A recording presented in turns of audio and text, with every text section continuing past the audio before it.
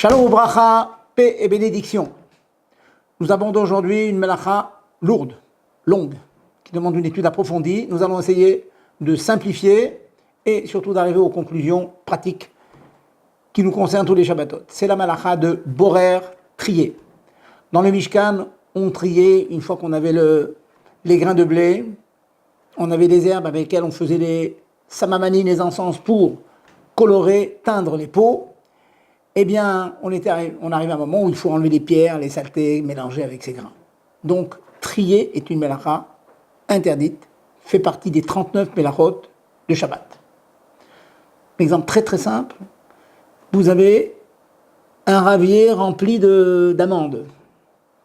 Eh bien, sachez que si au milieu de ces amandes il y a une saleté, il y a une petite pierre, vous l'enlevez, vous la jetez, eh bien, on transgresse l'interdiction de borer. Vous voyez qu'on est très très fréquemment confronté à ce genre de problème.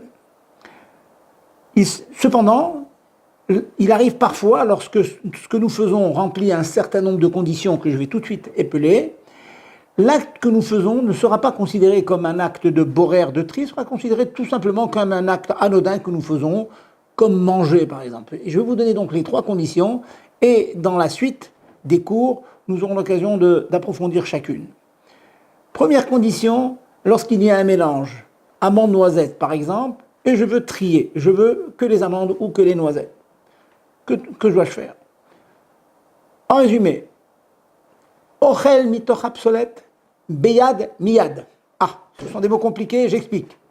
Prendre le bon et laisser le moins bon, je prends ce qui m'intéresse, ce que je veux manger, et je laisse ce que je ne veux pas manger. Beyad, avec la main, et non pas avec un ustensile de borer. Quand je dis la main, c'est bien sûr, ça peut être avec une fourchette. Beaucoup d'aliments ne sont pas touchés avec la main.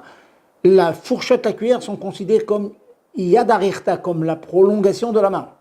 Donc, si je veux piquer un aliment qui m'intéresse et en laisser d'autres qui ne m'intéressent pas, cela est considéré comme prendre ochel mitor absolet, le bon au milieu du mauvais et avec la main. Et ensuite, miyad. Miyad, ça veut dire pour la consommation immédiate. Il est habituellement admis que l'immédiatité est limitée à une demi-heure. On considère que si on trie, on prend le bon qui nous intéresse, que l'on va consommer dans la demi-heure qui suit, cela s'appelle miyad tout de suite.